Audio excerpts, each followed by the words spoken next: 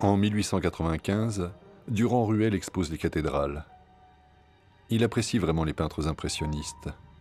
Il a aussi le sens des affaires. Quand il meurt, en 1922, il aura acquis 1 millier de toiles de Monet. Pour l'heure, il expose dans sa galerie une bonne quarantaine de tableaux, dont 20 cathédrales.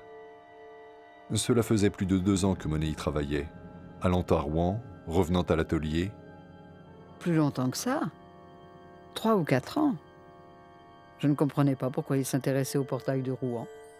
D'accord, c'est moins loin que Paris, mais pourquoi une cathédrale?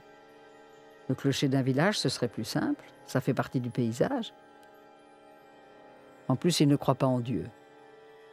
Était-ce une conversion cachée? Serait-ce mon influence?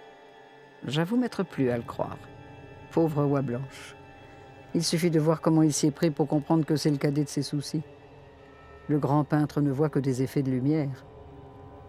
Il s'est installé dans une boutique de chapeaux pour dames qui donnait sur le parvis de la cathédrale. Il y passait ses journées. Et voilà que ces mijaurets sont venus le soupçonner du diable tout en se pavanant avec leurs chapeaux neufs. Finalement, le marchand l'a reclus derrière un paravent, juste pour sauver les convenances.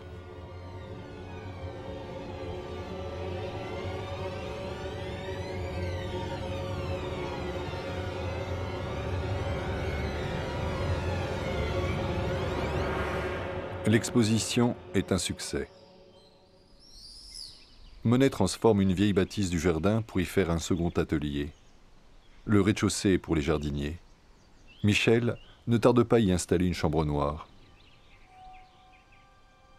Ça a beaucoup plu à Monet. Toutes nos photos, c'est presque toujours Michel qui les a faites.